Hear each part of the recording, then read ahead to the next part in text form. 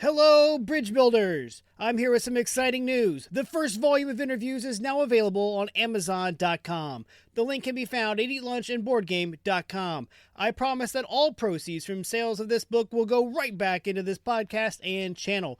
Whether that is new and better audio equipment for the podcast, or video equipment for the YouTube channel, or even more games to review, the money will not be wasted. Click over to Amazon and get your copy of Eat Lunch and Board Game, the first course today. And thank you for supporting the show.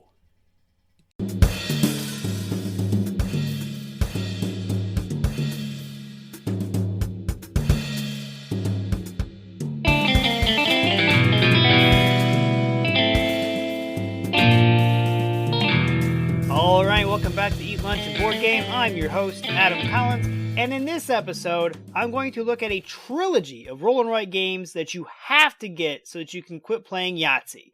I have nothing against Yahtzee. I've been playing Yahtzee with my parents over video conferencing long before the COVID pandemic started. What inevitably happened, though, each game was that the son would be interested for the first 2, 3, maybe 4 turns. Then, during the downtime between his turn and his time to roll again, just became chaotic. He'd run around the house and it was hard to get him back focused on the game. This led me to find another game to play with his grandparents. We played some roll for it, but still, there was downtime when it wasn't your turn. Now, the son and I watch a lot of board game channels on YouTube, and a host mentioned a third game coming out in a trilogy. This sparked another memory of a different episode of a different channel talking about games you might like if you like Yahtzee. Turns out, both hosts were talking about the same trilogy.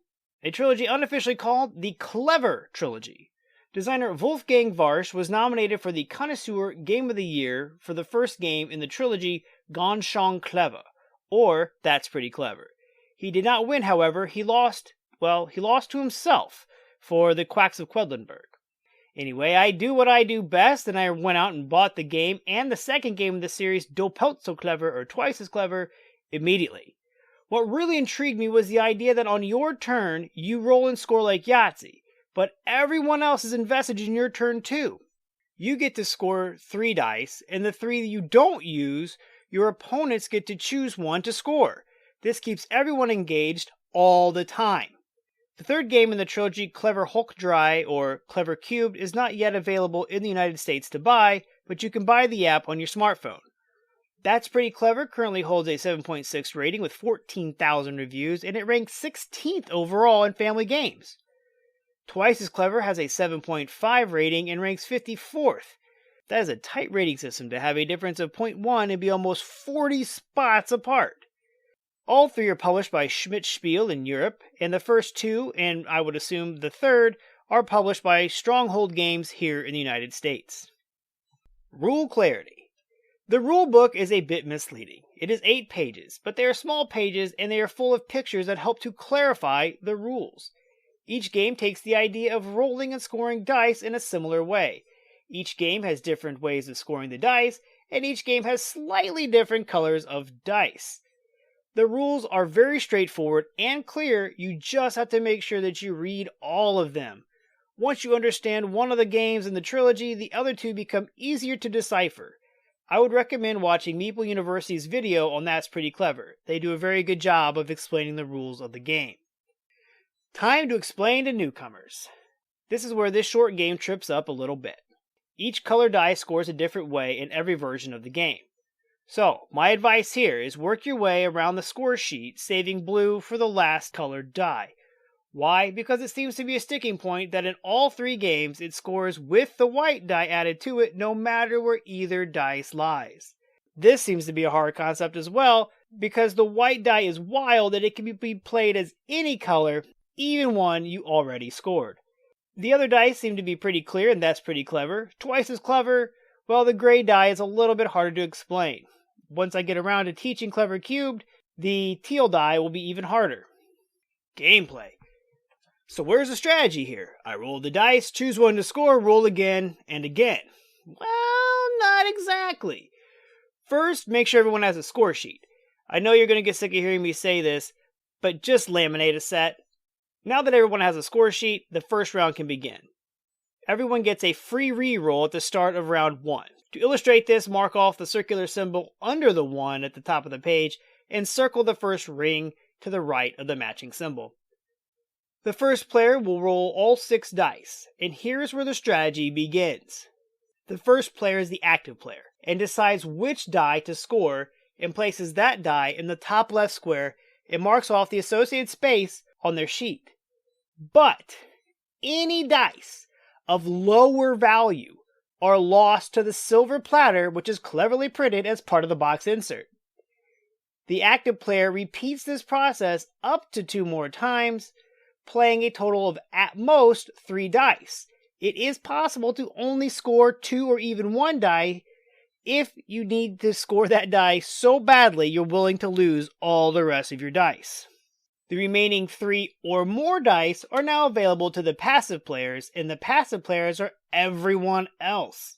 So, as the active player, you have to choose which die is best for you, loses you the least amount of dice or dice you can do without this round, and hopefully you do not leave anything too great for your opponents to choose from.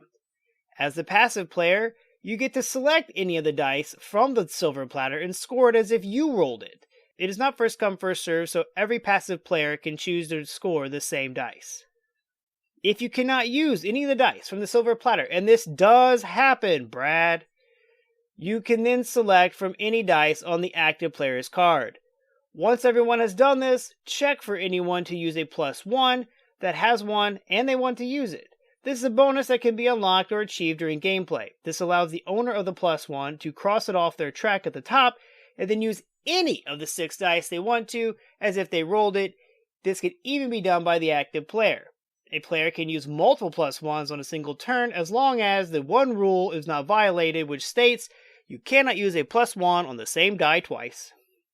This is where even more, and in my opinion, the real strategy lies. When placing the dice on your turn or using the silver platter, you must be on the lookout for chain reactions. For instance, you might be able to take the green 4 off the silver platter, unlocking the +1. Then use that +1 to use the blue 5 off the card to score the 11 in the blue section, unlocking the purple 6. That gives you a free mark in the yellow section that you can then use to finish off the second row in the yellow section for the orange 4. Whew! All that because you took that green 4. Each player plays each round. At the start of the next round, for the first 4 rounds, a new bonus is unlocked for everyone. This bonus is immediate in every version other than the base game. There is even a bonus for unlocking all the rerolls, +1s, return dice, etc. bonuses in the top. The game ends once the last person places their last die, and then all the passive players place their last die. And then, of course, all the final attempts at long chains and point grabs and all the +1s have been used up has happened. Then, each game score is slightly different, but the key to know is that each color scores its own points. But there are 6 scoring boxes and only 5 scoring sections, you ask. Well, during the game you can unlock red foxes. I prefer to call them wolves. I mean, the designer's name is Wolfgang. But anyway, to score the red foxes, you add up how many you have and multiply it by the lowest single box score you have. But beware, if you do not score any points in a color, and that is highly possible in the yellow section, 0 times anything is, of course, 0. Also, if you neglect a color, then you can unlock 3 foxes and work so hard to do so, but they're only going to be worth 6 measly points each for a total of 18 points. The highest score wins the game, and in case of a tie, it is the player with the highest individual box score that wins the game. Replayability. Obviously, this game has high replayability. Yes, there are dice and a high amount of luck. One game, my buddies and I could only roll a green 1, so we were forced to keep using our white die in the green section in order to advance on that track. It is the strategy and the decisions that you must employ that make every game different. Artwork. This is an abstract game, so the artwork is minimal to non-existent. The graphic design is way more important to these games. But with the different colored dice in the different color sections, at least the score pads are pretty to look at. Component quality. Like I mentioned, the design of the silver platter in the insert of the box is hilarious. The insert is a nice thick chipboard and should hold up for a long while. The 6 dice are all wooden. The only complaint I have here is that the gray die from Twice as Clever does not show up very well in video conferencing. The score pads are typical. The game comes with 6 little felt tip markers, which is nice so you don't have to run around looking for pens, but I've laminated my score pads and just used dry erase markers. Bang for the buck. These games retail for $20. I haven't seen them anywhere outside of a game shop, but I can tell you through clever, get it? Google searching online, you can find them for about $15. Obviously, these are well worth the money. I love them. They have offered me hundreds of games of fun, if you include all the times I played on the app. I have played the physical copies over 40 times in just a few months that I've had them. My friends are in Minnesota, just outside Minneapolis, and Illinois, just outside of Chicago. We play them, along with other roll and write games, almost daily. We have amassed a great collection of games that we can play via video conferencing, but the Clever Trilogy remains at the top. Lunchtime potential. While I have not been able to take this into the office for lunch, I have played this many times over lunch with my friends that I just mentioned in the Midwest. I have also introduced it to coworkers when we used to meet masked up in the park in the evening for a quick game before the sun went down. The game takes about 30 to 40 minutes, so there's no threat of stretching past the lunch hour. Other. There are apps for your smartphones for these games. If you love these games as much as I do, you will want these apps. They will help you to get better and teach you to see chain reactions. Plus, as of February 2021, it is the only way to play the new Clever Cubed. Expansions. Okay, so these aren't really expansions, but that's pretty clever, and Twice as Clever have what is called the Challenge Board. They are different scoring sheets that use the same dice, the same scoring ideas, but change them just slightly. For instance, in the original game That's Pretty Clever, the purple section requires you to continually score a larger number or reset at 6. For the challenge board, you have to score smaller and still reset at 6. For the green section, the numbers that you must score equal to or higher are now out of numerical sequence, but you get bonuses faster because the higher numbers are coming at you earlier. While I've yet to find these score pads for sale in the US, they are posted on Board Game Geek. In summary, what started off as a way to keep my son engaged for a game of Yahtzee has really grown into a new obsession for not just me, but for my friends and coworkers alike. I bought this game for my sister for her birthday, and we play it over the internet together. She's even joined in a couple times with my friends. These games are amazingly accessible to people that like Yahtzee.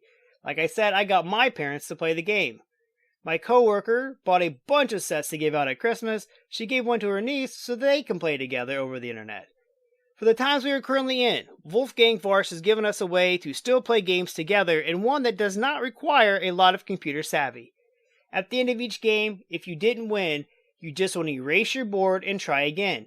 If you did win, you want to play again and try to score higher. That's the feeling that these games elicit, the feeling of wanting to play them again and again. You can reach out to me on Facebook at facebook.com/eatlunchandboardgame, and as always, feel free to email me at eatlunchandboardgame@gmail.com. And just remember, keep building those bridges.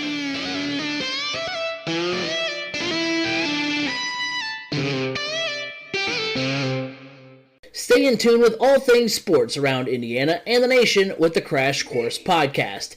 Each week, we tackle the big storylines from the world of the Colts, Pacers, and the Indiana college scene, while also keeping a pulse on the nation. We record live weekly at twitch.tv/3cmedia and can be found on YouTube, Apple Podcasts, Google Podcasts, Spotify, wherever podcasts can be heard, you can catch the Crash Course Podcast.